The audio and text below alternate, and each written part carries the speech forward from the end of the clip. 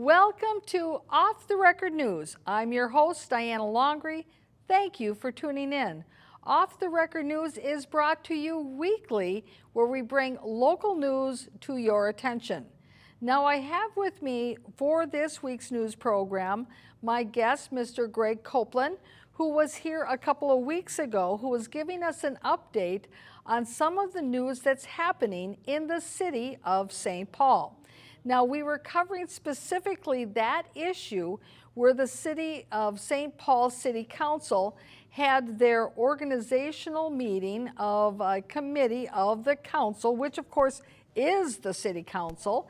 And what they did is that they had a meeting on April 24th, 2019, where they were talking about their coordinated trash collection.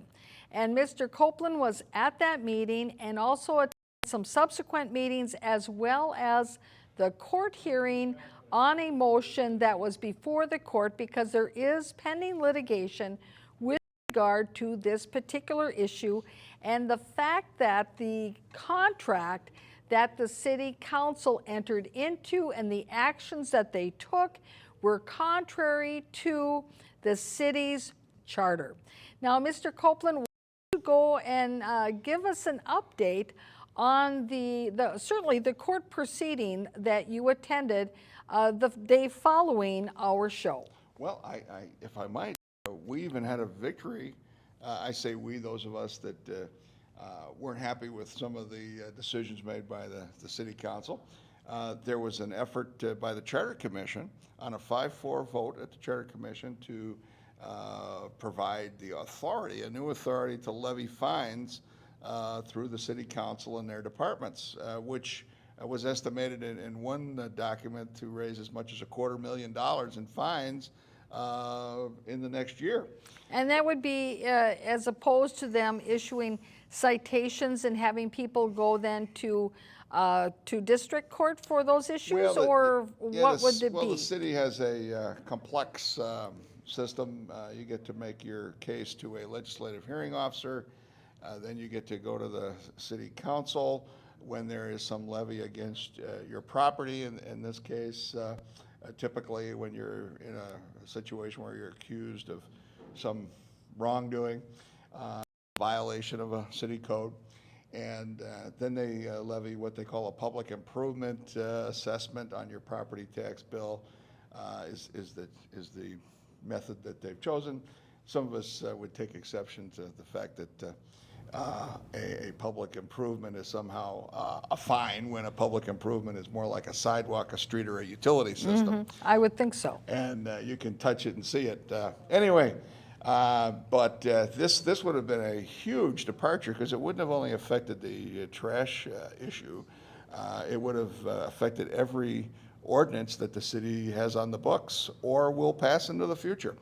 And so just before the Wednesday meeting last week, or the week before last, they decided that they would not go forward with this. Apparently, under the charter, it takes 7 members of the council, the entire council, to approve a charter amendment without going to the voters. They didn't have the votes, and council member Bremo, the president of the city council, she decided not to even have a vote on it, and that was the end of that. So that way then you eliminate in the public's eye that they've been defeated in something they wanted to do. Well, so just don't bring it to a vote. Well, those of us that were opposed to it were very happy to have it go away, no matter what route it decided to leave us by. And that was good, although there are those who say it will potentially reappear at some point. But at this point, it's not in the game plan, and so people who are living in St. Paul won't have to live under that $250,000 issue. Now, then the next morning, or that same morning, actually, yes it was, we had the hearing in the court with Judge Leonardo Castro on the 13th floor, and it was a well-attended session by the citizenry. I don't know that there was anybody there who was representing the council other than the city attorney, so she had kind of a lonely deal, and the judge welcomed everybody with a hearty good morning, and we all welcomed him with a good morning. And then we proceeded to hear his line of questioning for the city attorney. And You know, the city's case pretty much is, well, you know, we followed the statutory requirements of the new law that Senator Marty had a big hand in crafting, frankly. It was a change from what had happened in Maplewood. And then you had the city attorney saying, well, geez, you know, we did what we were supposed to do. It was very complex. It took us a lot of time. It cost us a lot of staff time, a lot of money. A lot of effort negotiating with all these 15 haulers that started out in the process. And then for somebody, and that was her word, this city attorney, Ms. Hafner, to come along, somebody, Your Honor, to come along and try and change everything after we had it all set up. In other words, after we had a contract with the haulers, that just can't stand. Well, of course, the judge said, well, you know, something to the effect that you chose to pursue the implementation of your program in the manner that you did. And certainly the statute didn't say that you had to do it that way. And I was thinking back to the days, Diana, when Norm Coleman was the mayor of St. Paul, and he had a grand vision for a House of Polad, you may recall it, a big baseball stadium downtown. And rather than say, well, you're going to have it, he went to the voters with the question. Now, the voters summarily rejected it. I think it was 58% of voters voted against that. Mm-hmm. And it was a huge turnout. I think it was on the order of 70-some-odd thousand voters went to the polls.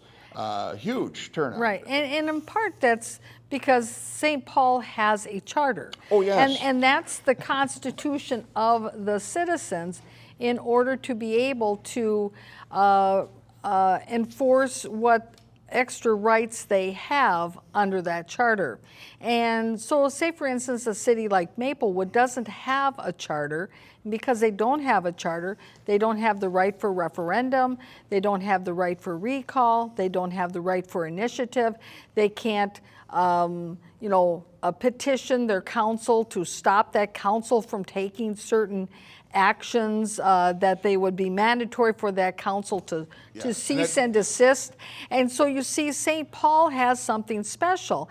And I think that's something that when the City Council of St. Paul and their administrators went forward with their big plan for their organized trash collection, they basically discounted the strength and the power that the residents' charter gives them as residents of St. Paul, that is their constitution and it must be complied with. It's not optional.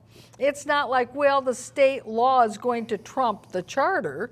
I don't think that's necessarily the way it works. Well, I hope Judge Castro has the same opinion that you do.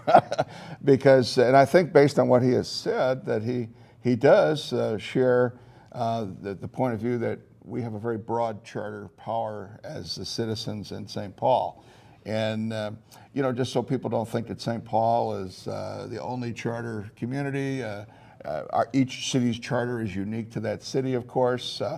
But Minneapolis has a charter, although far different and I believe less effective than what we have in St. Paul. Ramsey County is the only charter county in Minnesota. We have a charter. Right, and keep in mind with municipalities in the state of Minnesota, they can be organized as charter cities or Plan A cities or Plan B cities. And Maplewood is a Plan B city where there are only 16 Plan B cities in the whole state of Minnesota. And there are many, many, many charter cities within the state of Minnesota that there's, I don't remember the exact count, but I believe that there's easily over, probably 50% of the cities are charter cities or close to that from the last I saw. And some of them are a combination between being a charter city or being a charter city and having their charter organizing the city as if it were a Plan A city. So there can be combinations as well in between all of that. But still, in St. Paul, that charter is very strong for the residents. Right. The city uniquely reorganized itself back in the 70s. I think the charter goes back to, I'm going to take a guess, I think it was 72, and they finally put it on the ballot, and it was approved by the voters, and it's changed in many ways since then, and it will change over time. It's not a document that is unchangeable, and thus we have charter amendments that the people can propose. In the case of this matter with the trash, you had a situation where the citizens said, well, we don't agree with the ordinance, so we want that ordinance to be suspended and take it in the meantime to the public and have a vote, and then we'll decide whether we go forward with it and or not. And that's basically the judge's dilemma. And in the hearing, pretty much the same discussion occurred, I think, that occurred back when the city council wanted the haulers to be made part of the lawsuit. That was not something that the haulers, however, were asking for, and the judge denied that motion. But the judge did hear a separate argument from the city attorney about the suspension of the ordinance, and in her opinion, I don't want to characterize everything she said, but I think it was basically that, you know, this would be very difficult for the city to manage. You know, how is trash going to get collected? Health concerns. Well, chaos was a word that was mentioned. And I think from my understanding of her argument and the city's attorney's argument that that suspending the operation of the ordinance and the contract that the city's entered into, that, as you indicated, would cause chaos, that there would be trash in the streets, that the trash of the people would not be collected, that all trash collection would cease in the city of St. Paul, and there would be heaps and mounds of trash everywhere. And yet, there is, by law, a requirement that individuals must be responsible in how they dispose of their trash. So just because that suspension would take effect doesn't excuse residents of St. Paul from not being responsible in how they take care of their trash. And of course, many ways that can be done is that they can simply pick up the phone and say, hey, hauler number A, you used to be my hauler before this whole debacle started. I'd like you to come by on Thursday. Yeah. Can you do that?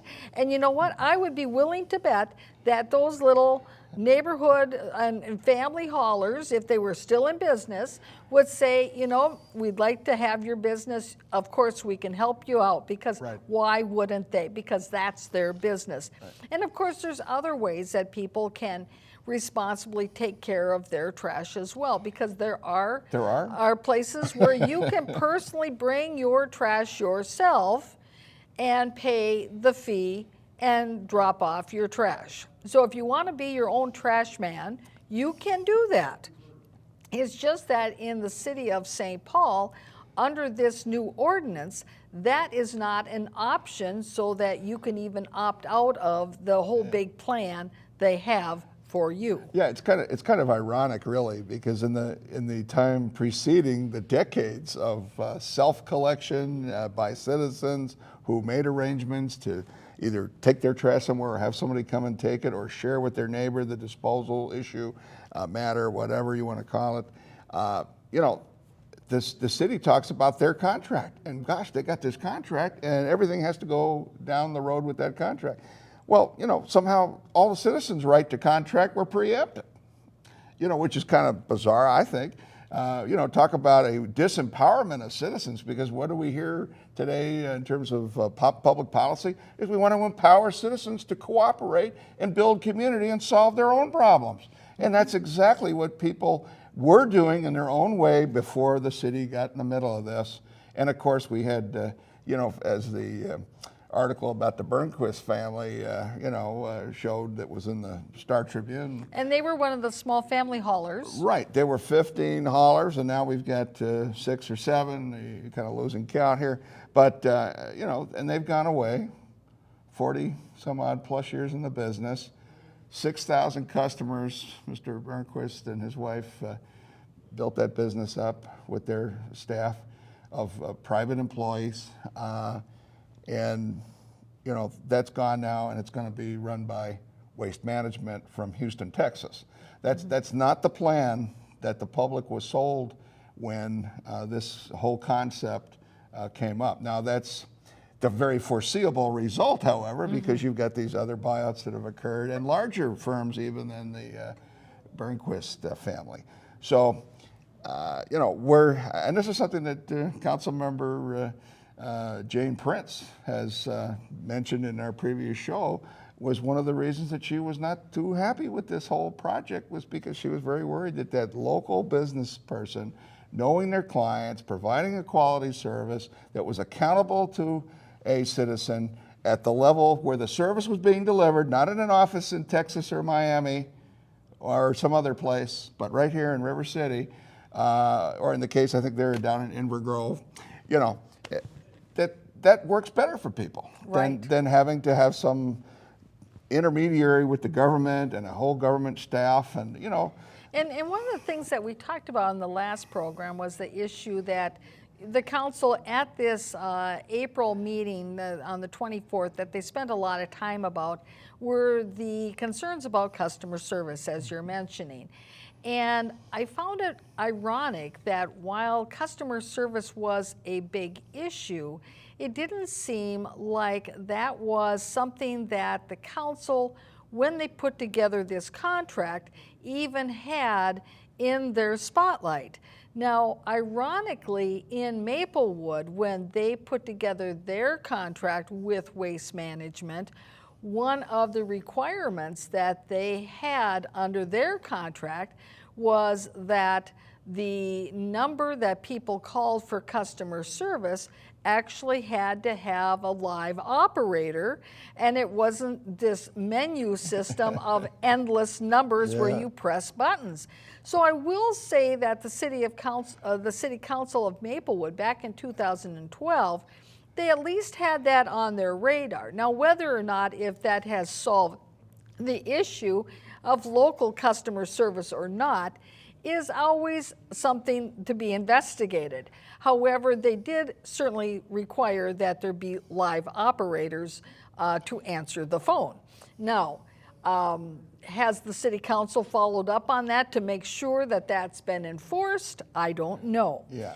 So, but last week when we were talking about this issue, we had some film footage from that April 24th meeting of the St. Paul City Council, their organizational meeting. And in other communities, that might be called a workshop. In St. Paul, they call it an organizational meeting. And we had film footage. Well, we have a few more clips left to show of comments that were made at that meeting. So we're going to pick up where we left off, where they started to talk about, and of course we're hoping that this is all going to be moot, and that the judge's order will come out and say that, yes, the city has been in the wrong and cannot proceed with the system as it is, and it's going to be put on the ballot for the people of St. Paul to vote on. But in the meantime, it isn't suspended, and so if you don't pay your bill, you're delinquent. So what does that mean to be delinquent, and what are their steps that they take to enforce payment of delinquent accounts? Well, one of the things it means, Diana, is your mailbox fills up. I've got a bill here. This was the first one that I got from Waste Management, which was for the wrong size receptacle, one that I didn't order. They had a system where you ordered these things on a postcard, and it went off to Michigan for some reason. I don't know why that was. That was kind of the beginning of, the separation right there at the start when you ordered your cart. You could order it other ways, but that was what I chose to do. And somehow I got the wrong one. Well, then they brought another one, and I guess I'm one of those resistors, as we call ourselves, the trash resistors. And then, so you get another notice from them without the color, the nice logo and all that. That's gone now. And, please pay that bill. And then you get a letter from the folks at City Hall It says you have a deadline and you can avoid the assessment being placed on your tax bill if you pay by a certain date. And remember now, we're in the third generation, the third quarter of these bills going out. And then you get also a notice that you can go to the legislative hearing and talk to the legislative hearing officer about any discrepancies in the billing system. If you paid and they didn't credit you. I have a neighbor that she actually had auto pay on her garbage bill, and yet she got a bill saying she hadn't paid her bill. So, there's all kinds of things with these. And I do want to make mention is that before this organized trash collection went into effect in the city of St. Paul, you were going by their previous ordinances that they had in place, which allowed for you as a single person to work in concert with a neighbor. That's right. And so that the two of you could share one garbage, one bill, and be more effective and efficient and quite frankly, match and meet your needs for the amount of trash that you create. And so what in essence they did is, like in your case and your neighbor's case, they took away the option that worked good for the two of you to manage responsibly the trash that you produced, because as two households of minimal people in them and not using that much, how often and how big of a can do you need? And so you see, this is, and so that's also another point, and we're going to get into that as we talk about, hopefully a little later in the program, this whole concept of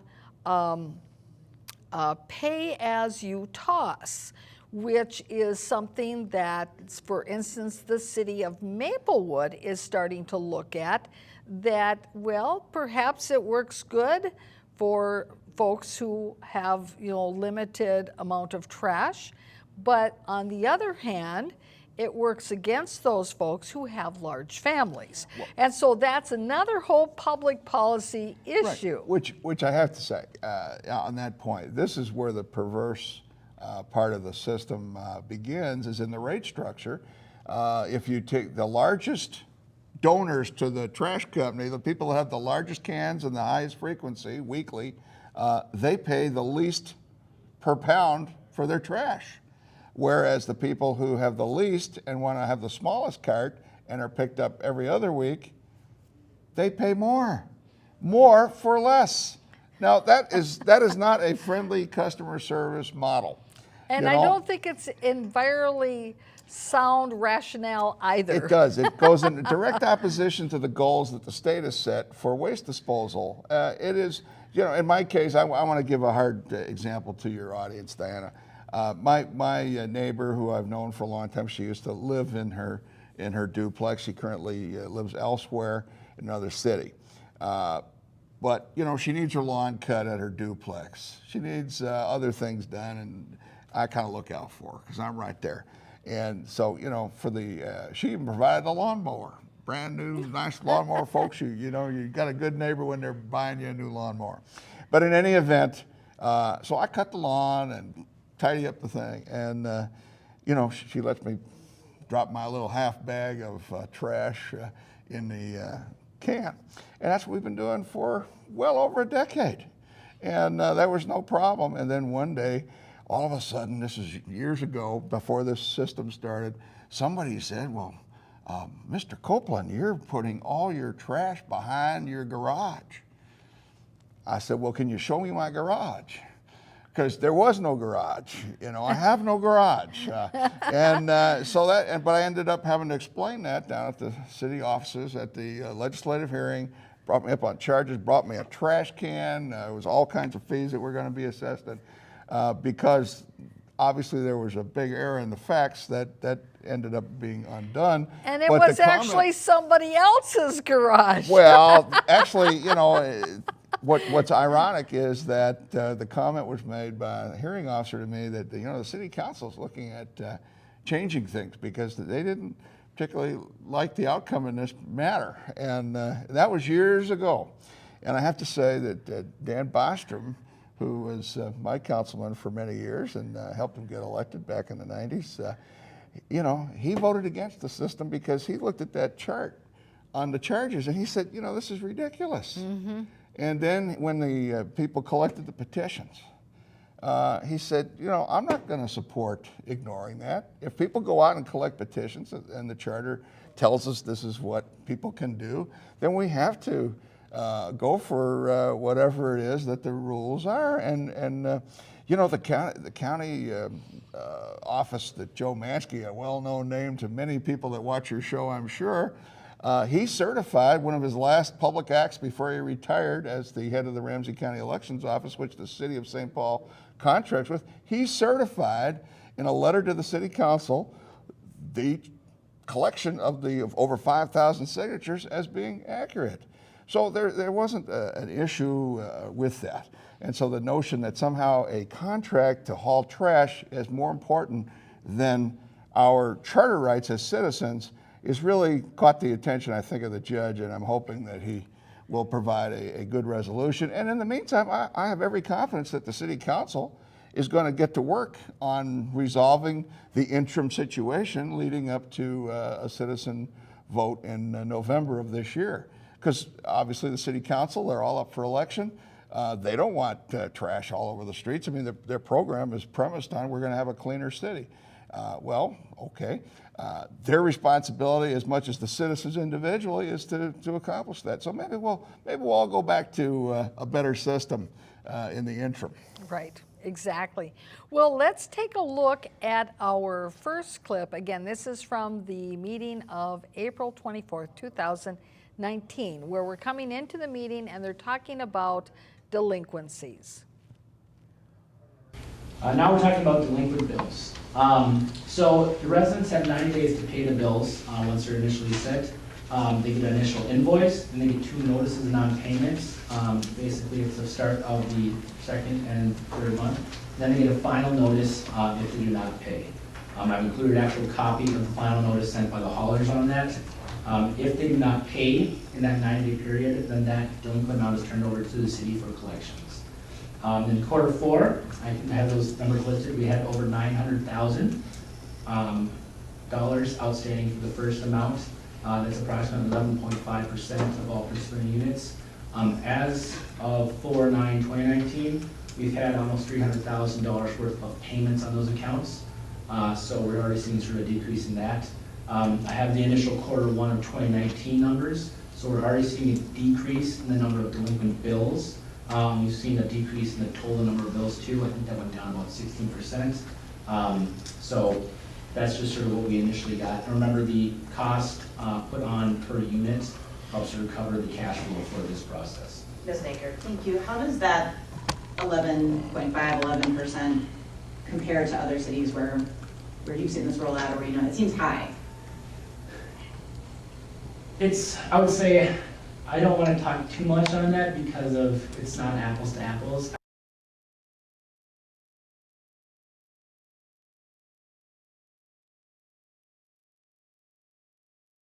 Question is that the rate of delinquencies in the city of St. Paul, how does that compare to other communities? And that's the question that we were left with last week when we finished up our news program. Well, the city of St. Paul staff person didn't really know. They said, well, that'd be like comparing apples to oranges. I'm not quite sure how it would be apples to oranges, because if you have an organized trash collection system in your city and there are delinquencies, you basically just take a look at the rate. You've got organized trash collection, the bill goes out, and either they get paid or they don't get paid. So they could have just made a call right over to the city of to Maplewood and asked them what is the level of the percentage of their delinquencies, and they would have had one data point.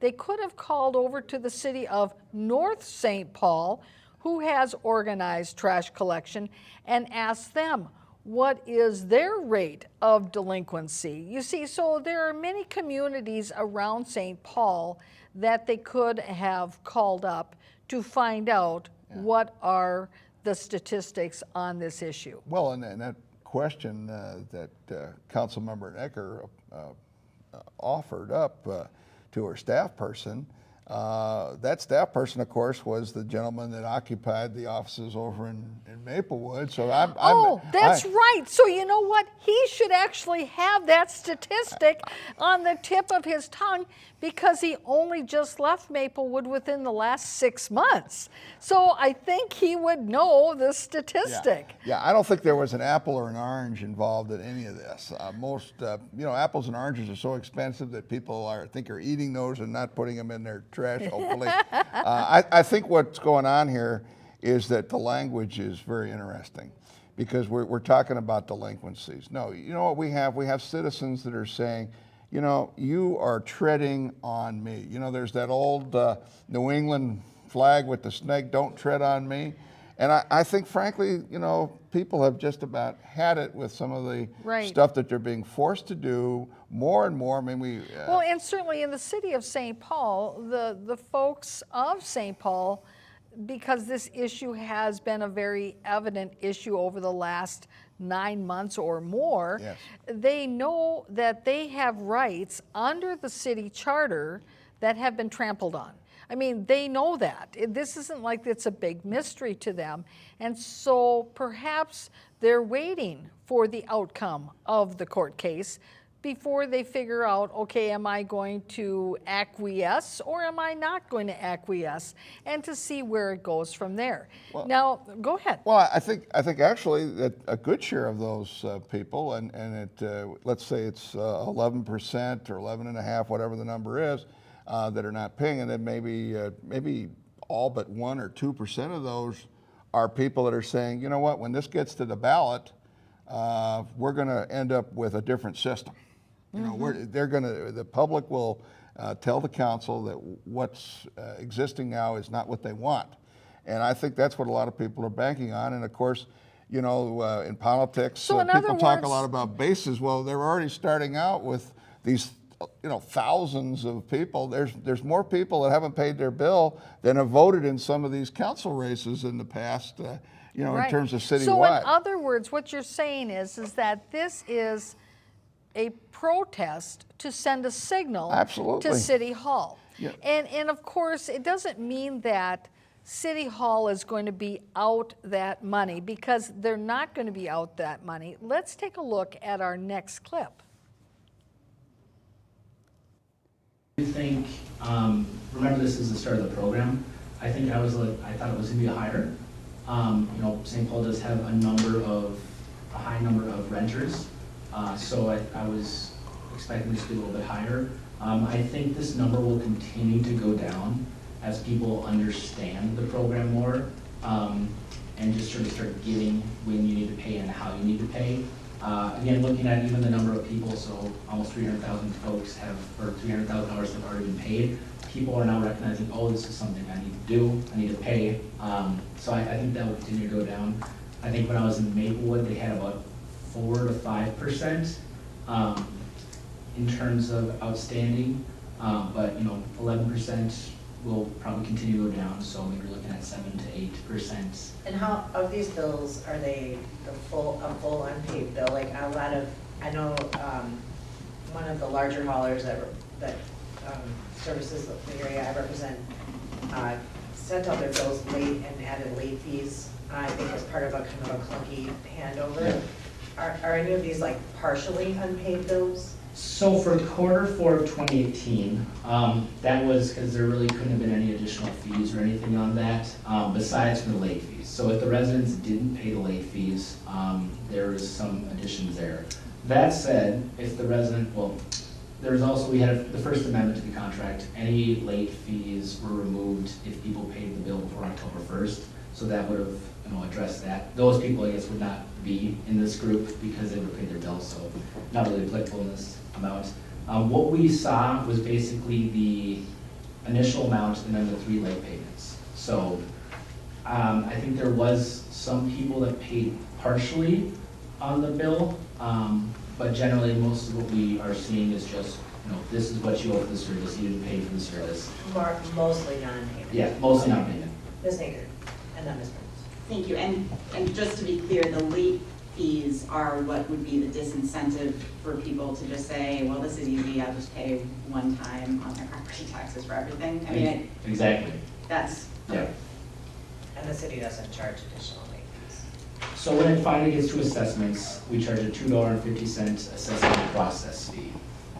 But no interest. or- No interest.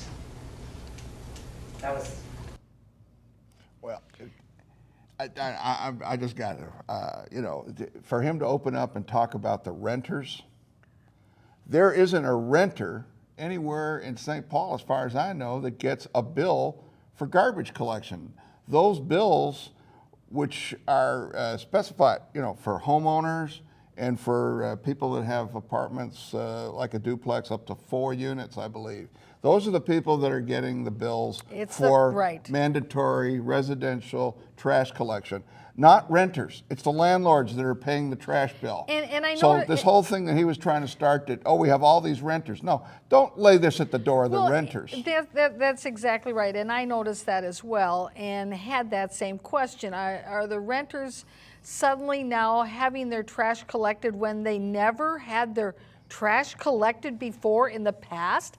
I mean, that makes it sound like suddenly the trash collection is something new to renters, that previous to this they never had trash collection. Well, you see, that's a false premise. Like you indicated, the bills aren't being sent to the renters to start with. They weren't back then, they aren't now. That's not the way it works. The other idea that somehow or other that people don't know what to expect, or that they didn't realize they had to pay or whatever, they had the right to contract with whoever they wanted to haul their trash in the past.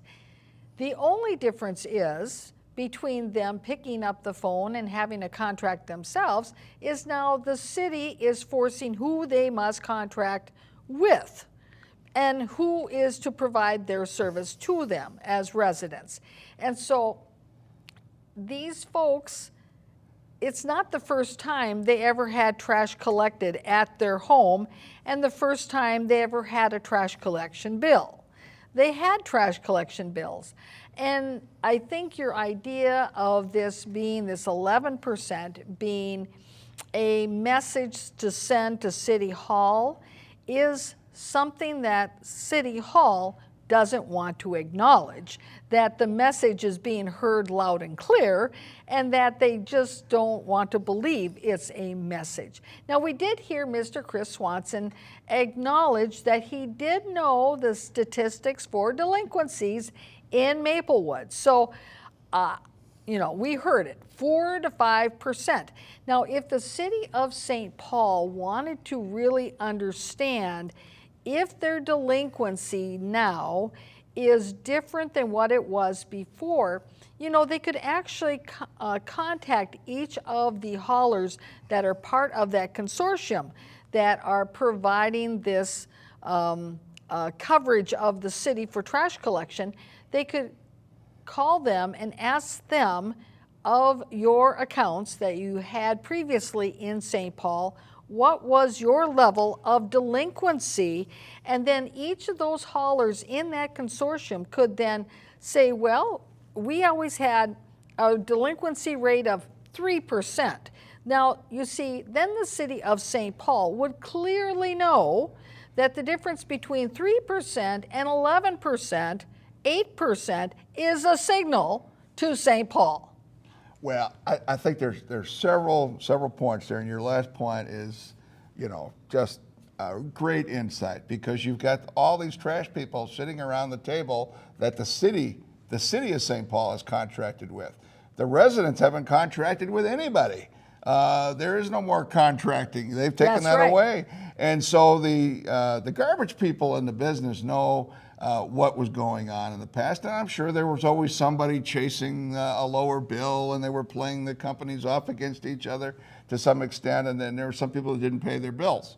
And I'm thinking those are pretty small over time in areas where you have a high degree of turnover, perhaps, of property ownership. You might see more of that happening. But in terms of what you've got now is you got renters that can't find a place to park their car because the landlord has 4 trash cans out there, plus the landlord has 4 recycling, I shouldn't say trash cans, they call them carts. So I have to upgrade my language here. So the carts, and these things take up space. And the lots in St. Paul are fairly small in most of these residential areas, 40 by 100 or something on that order. And so you've got little space, and you have to have those carts so far apart, otherwise they won't pick them up on the recycling side of it.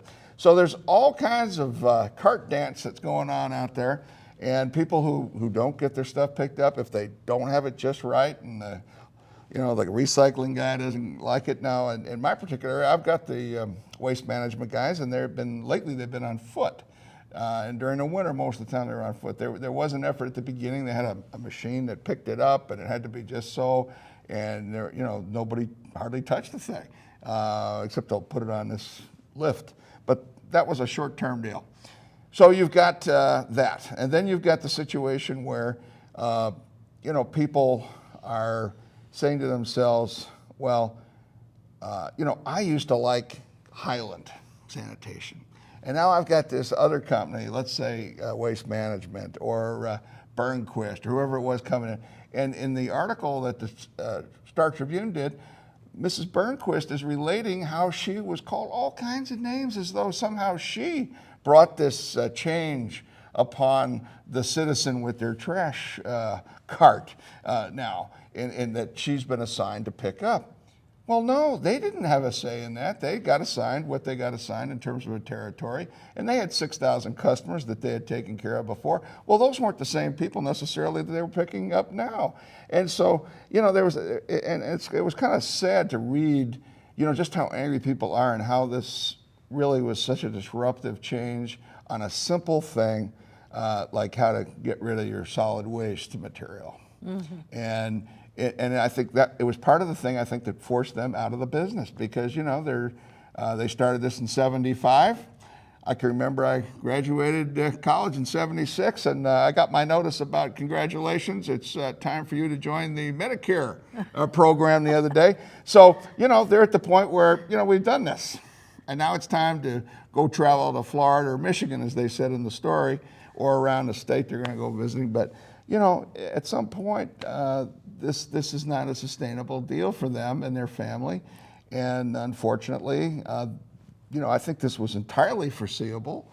And I think, Councilmember Prince, certainly had that primary right out in front of her because she knew, and she has fielded, as the previous show that you did here showed, that all kinds of different problems, and the fact that citizens are calling some master number out of state, and then they're calling the Public Works Department, they're calling the individual council members. I mean, they've all gotten calls. Some of the council members mentioned at the meeting that they had actually gone out to the various duplexes or homes or the alleys and saw what was going on because people, frankly, are not happy and they want to see their council person. And, so everybody has gotten baptism under this plan. And it wasn't a baptism, I think, that they thought they were going to have to endure. But one of the things I remember in this whole discussion was that the sharing component and the idea that you'd have cooperation and the idea that in your own little alley, you knew your neighbors. And this, there was a kind of forced conversation, if you will, and I don't know how forced it really was, but and the idea that people look up after their alley and they pick up trash. I go police my little area there too, and because the wind blows and things move along, and you want to keep your place nice. But the point is that a lot of this has been lost now, because we got a truck that comes down, or he may come down one side and then go back down the other, or whatever.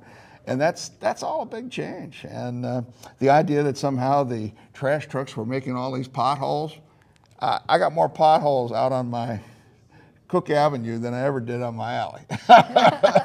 So those school buses, are working harder at the pothole business. That's right. Well, let's blame them, Yeah, there you go. Just Well, and that is a good point, though, is that if you were to take a look at the number of school buses that go up and down the city streets so that children can get to their schools because they're starting at different times, the older children from the younger children, in order for the whole system to work at the school district, those buses are going up and down the streets all the time. Very complex. So now let's continue. We have a little time left of our program, so we want to get to a few more clips. So let's take a look at the next one.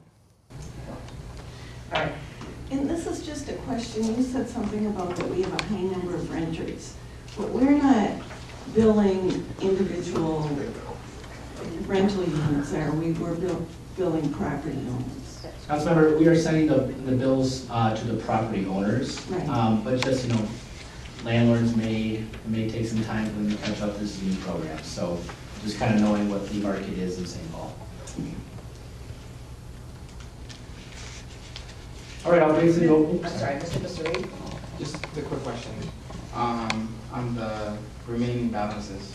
So for quarter 4, we have the remaining balance of 635,000, and then for quarter 1, we know yet.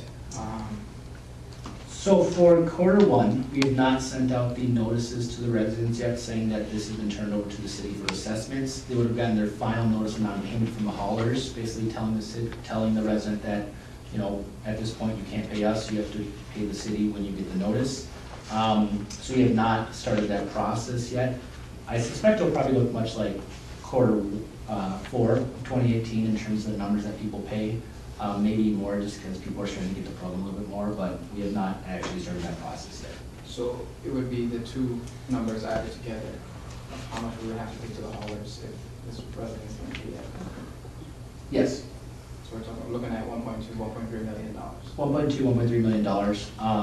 So that's what we'll pay the haulers for outstanding bills at the end of the year, is when we pay them. As I indicated, the city has the contract with the consortium.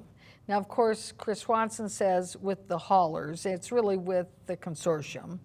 And so the city pays them for the services, and then the city, they need to then get reimbursed for the money that they have paid, which is over and above what's been collected from the residents, because obviously the difference is the delinquencies, and that's what the city pays, and then they need to collect that. So let's take a look at our next clip. And you did mention this in the beginning of the presentation, but the $24.60 a month that is administratively charged, part of the cost of that was in anticipation of carrying these costs. Yep. Partially, I think $10 of that is basically the carrying this debt during this process. Because the haulers essentially have been paid. Yep. Just to clarify that, for your people that are not watching this from St. Paul, there's a tax levy that's been added, an assessment that's already been put on the bill that has nothing to do with the garbage bills from the company for this $24 and change, almost $25. And that is to cover this administrative charge, and then built into that is the additional money that Right. you say is used to finance what they're calling delinquencies. I think that's a misuse too. Again, I think you've got people that are, they call themselves trash resistors, and these are we have a lot of senior citizens in this battle, and the senior citizens, they grew up in the '60s fighting a war that they didn't like in Vietnam, or protesting a war that they didn't like in Vietnam. And it's interesting, we got veterans and protesters of days past have joined forces, and so they're not thinking of themselves as delinquent because they love the city of St. Paul. They don't want anything bad to happen in St. Paul. And, you know, as soon as some people in They just power don't, realize they that. just don't want to be trampled Well, upon. that's right. Because you know what? They figure, you know, it was working. And is the city any better off now that you know, I don't know. But And I guess I that don't see really it. ultimately is the question is, what does this process give the city of St. Paul that their previous ordinance didn't give to them? Well, it gives you something that's very unique. That charge that's on the property taxes that people presumably made their first payment on the 15th of May. It's as though the government has created a 13th month, because even though it's not exactly what they may be paying in their monthly charges, it's adding more cost. And the city, one of the things they just talked about doing in the beginning when they went down this road was, we want to deliver it for less cost than the current system.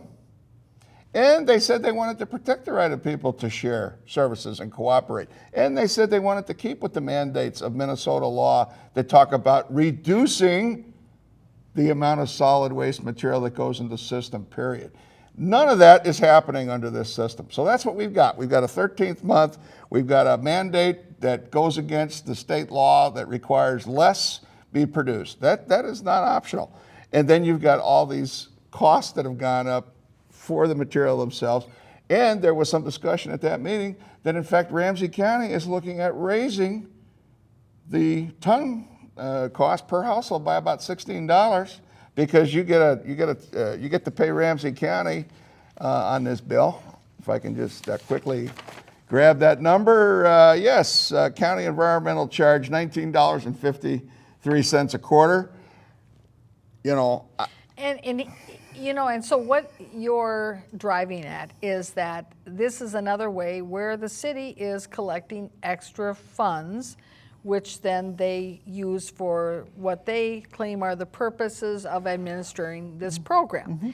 Now, in the city of Maplewood, it's ironic in that they do much the same thing, but they do it in a way that is more hidden from the people. And it's only in the last couple of months when they've had a few slides where they've actually itemized certain costs that it's become evident. That, for instance, with the recycling contract, the city of Maplewood pays Tennis Sanitation directly for the amount that tennis is due under the contract.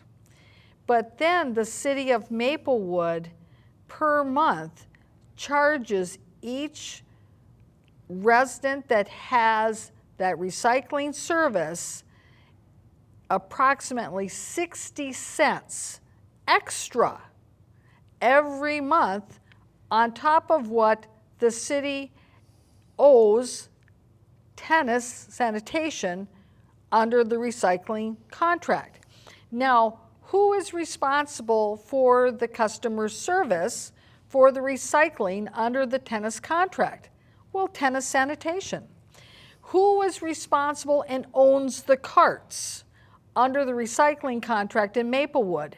Oh, Tennis Sanitation. So you see, there's very little that Maplewood even has to do under their recycling program at all. The only cost that Maplewood really has is that they have to pay 13 cents a quarter to the St. Paul Regional Water Department to put the recycling bill the charge on the water bill for everybody in Maplewood. 13 cents. So if you take your 60 cents you were collecting per month and subtract from that 13 cents per quarter, you can see what Maplewood is collecting. Yeah. And yet, suddenly it's like, oh, but we need more money. well, and you make a good point too, because I forgot to say, and President Bremo, and in your clip that you played and Kasim Basari, council member from Ward 6 now, taking Dan Spostrom's place, he brought it up a little bit too there with that money that's being collected on the property tax bill now. as an assessment, that part of those dollars went to pay for those carts, and those carts have a long way to go before they're going to be paid for. So, you know, that is part of that charge, as well as the administrative, and then you've got the cash flow fund that's been established by these dollars as well. So it's, yeah, there's a lot of ways to set up a system. It's pretty obvious. This is sort of a master's class in, you know, one way to do it. And I think that Judge Castro is going to play not exactly the professor role, but at some point I think he might be giving it a grade. So. Yes, now let's go on to our next clip. Ms. Prince? You're about to get to the assessment and dispute process. But one thing, you said if it comes to the city, we don't add any surcharge except for $2.50. And the cost of the program on people's property taxes is just under $25 a year. So the cost of the assessment process and our legislative hearing officer and so forth is, we're not, how are we paying for that? Just through existing? Councilmember, I don't specifically know the details about that budget. I would say it's probably through the existing funds that are there. I think particularly the $24.60 does cover some administration costs, so that could be, you know, partially included in that. I do know I'm the one who sits here at the legislative hearings, and I think that does help cover my salary. So I think that's kind of where we're covered there. And then $2.50, you know, does cover some of that process too. You know, the reason I'm concerned about it is that the legislative hearing officers are part of our staff. So it's not like they're free, and it's not like this added work is not taking away from something else that we could be doing here. So I raised this concern, I can't remember exactly when it was, but it may have been when we were passing the ordinance about assessments. But I am concerned that this is a significant cost related to the trash program that we have not specifically budgeted for. And Mr. McCarthy, if I'm wrong about that, please tell me. That's correct. Okay, thanks. Because we have a lot of items on our council agenda that are going through the assessment process, and I just want to point that out.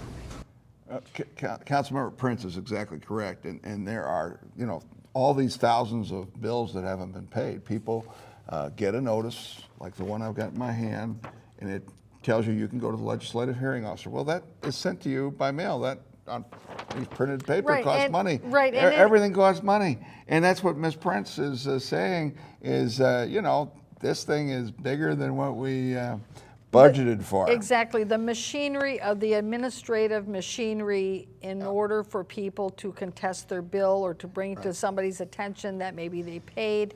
Now, unlike Maplewood, Maplewood doesn't have that whole big administrative process that if you don't pay your bill, they could care less and they'll just go and certify it to your property taxes and that's it, you know, no big deal. So they don't have this whole big administrative process where you've got a big hearing officer department that you can go to where there's hearings and you present your evidence, because Maplewood's not a charter city. Residents don't have those kind of rights. Well, So you see, but she brings up a good point, is Yes. that now you've created this extra layer of administration, and has the city properly budgeted to know exactly what that cost is going to be for having put together this whole system? And since they're contracting with this consortium, are they taking part of that cost in as well? Well, thank you, Mr. Copeland, for being here. thank you so much. It was a pleasure. And viewers, thank you for tuning in. We'll see you again next week. Bye-bye.